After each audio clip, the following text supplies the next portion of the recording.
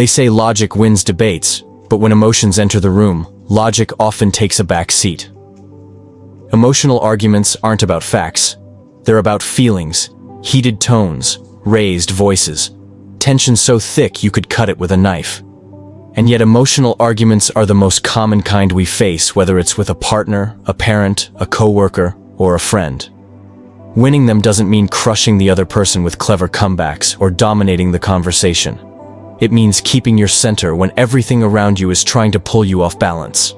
It means staying grounded while emotions flare and perspectives clash. Because in emotional battles, the most powerful weapon is control over yourself. The first rule: never mirror their chaos. Emotional arguments can escalate fast, and most people subconsciously mirror the energy they're given. If someone yells, they yell back. If someone accuses, they defend.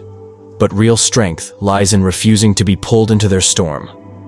Stay calm, not passive calm. There's a difference. Calmness is not weakness, it's power under control. It unsettles the person who's trying to provoke you, because when you don't react the way they expect, they lose the script. They expect a fight, and instead, they get composure. That's the beginning of control, but it doesn't stop there. You have to listen not to respond, but to understand. Most emotional arguments spiral because neither side feels heard. If you can be the one who truly listens, even if the other person is being unfair or irrational, you shift the energy. You take the high ground, not in a condescending way, but in a way that says, I see you, I hear you. I'm not here to fight, I'm here to understand. That disarms people because when someone is emotionally charged, they expect resistance. When they get empathy instead, the argument softens. The goal isn't to win over their ego, it's to win over their nervous system, another powerful strategy. Ask questions, but not loaded ones. Not questions designed to trap or humiliate. Ask questions that invite reflection. That slow the conversation down. That take the heat out of it. Questions like, can you help me understand why this matters so much to you, or what do you need from me right now? These kinds of questions shift the conversation from emotional reactivity to thoughtful dialogue. They also give you time to think, time to respond, instead of react.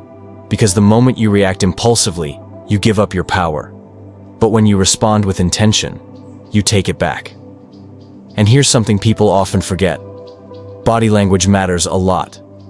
In emotional arguments, your words are only half the story. Your posture, your tone, your facial expressions. They all communicate just as much. If your arms are crossed, your jaw is tight, your eyes are rolling. You're sending signals of resistance, even if your words sound polite. But if your body stays open, your shoulders relaxed, your eye contact steady, you signal safety. You become a mirror of stability. That's how you keep the temperature down when everything wants to boil over. Another essential tip: don't chase validation in the moment. In the heat of an argument, we all want to be seen as right, as good, as justified. But emotional arguments aren't the place to demand validation. When you try to force someone to admit you're right while they're emotionally triggered, you push them further into defensiveness. Instead, detach from that need. Let your presence, not your persuasion, be the anchor. You're not there to win approval. You're there to maintain integrity. And sometimes that means walking away without the final word and being okay with that. But let's not pretend this is easy. Staying composed in emotional arguments requires internal work. You can't master the external if you haven't addressed what's happening inside. That's why self-awareness is crucial. If you know your triggers, what sets you off, what wounds still hurt, what insecurities still bleed, you can guard against them being used against you. Because here's the uncomfortable truth. Most emotional arguments aren't just about the present conflict. They're about old pain recycled.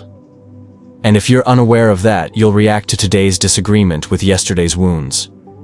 That's why before you enter any emotionally charged discussion, ask yourself, what am I really upset about? What's mine and what's theirs? What do I want out of this conversation? Connection, clarity, closure, or just to win? Your answers will shape your tone, your words, your intention. Clarity leads to control. And control, not domination, but internal alignment, is what turns emotional chaos into productive conversation. And then there's silence. the underrated tool in emotional intelligence. You don't have to fill every pause, you don't have to respond immediately. Sometimes the most powerful thing you can do is nothing. Let the silence stretch. Let the weight of the moment breathe. Emotional arguments often escalate because people keep talking when they should be listening or reflecting. If you can sit in that silence without needing to defend or attack, you create space for truth to rise, for understanding to bloom. Silence isn't weakness, it's strategic stillness. Lastly, for this part, know when to disengage. Not every argument is worth winning. Not every person is ready to meet you in a place of growth. Some people argue to feel powerful. Others argue because they're in pain. But if someone is committed to misunderstanding you, no strategy will work. In those moments, emotional intelligence means knowing when to exit with grace. You can say this conversation matters, but I think we both need space before we continue. That's not avoidance, that's leadership. Because walking away from an unproductive argument isn't quitting. It's choosing peace over ego. Winning emotional arguments isn't about conquering someone else. It's about mastering yourself, holding your ground without losing your center, hearing the emotion beneath the words, using questions instead of accusations, practicing calm instead of chaos. In a world where people are constantly triggered and reactive, your ability to stay composed becomes your power. But this is only the beginning. In the next part, we'll dive deeper into the final 5 tips that take your emotional resilience to the next level. How to use psychological framing, emotional mirroring, and conflict diffusion tactics that turn arguments into breakthroughs. If this part opened your eyes, the next one will change how you handle every emotional battle going forward. In part 1, we explored how inner control presence and emotional restraint can shift the dynamic in an argument. But now we move into the next layer, where you not only stay grounded but begin to guide the conversation. This is where emotional intelligence transforms into influence. Because once you've stopped reacting and started listening, you earn the authority to reshape the entire tone of the interaction. This is where the argument stops being a threat and starts becoming an opportunity for real change. The 6th tip is emotional mirroring. Not to manipulate, but to empathize. People want to feel understood more than they want to be agreed with. That's why mirroring someone's emotional tone subtly, intentionally can de-escalate tension. If someone says, "You never care about how I feel," don't counter with facts. Mirror the pain behind the words. "It sounds like you're really hurt," and like, "I haven't shown you the support you needed." That doesn't mean you're admitting guilt. It means you're acknowledging the emotion that's driving the conflict. And when emotions are acknowledged, the volume starts to lower. People can't scream when they finally feel heard. 7th, reframe the narrative. Emotional arguments often escalate because both people are trapped in their own interpretation of what's happening. You can disrupt that cycle by offering a new frame. For example, instead of saying, "You always do this," you can say, "It seems like this pattern keeps coming up and I think we both want to break it." That single shift from accusation to shared intention can completely change the direction of the conversation. You're not enemies. You're allies stuck in a loop. That's what reframing does. It changes the battlefield into a problem-solving table. Tip 8 is master the art of timing.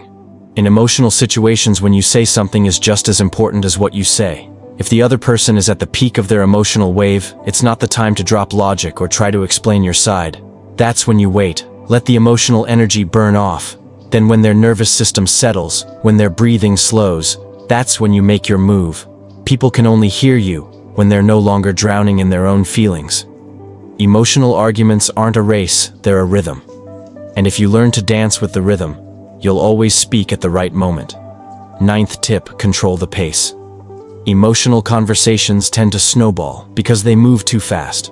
One accusation leads to another until it's not even about the original problem anymore. Slow it down. Literally. Take longer pauses before responding.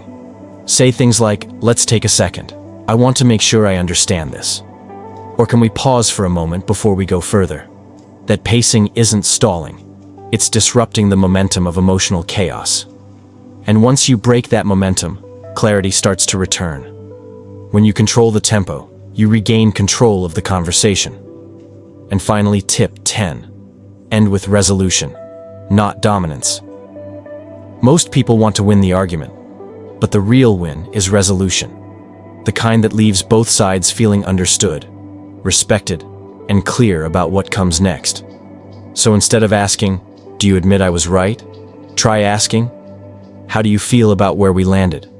Instead of, "Now you get it," ask, "What would help us prevent this?"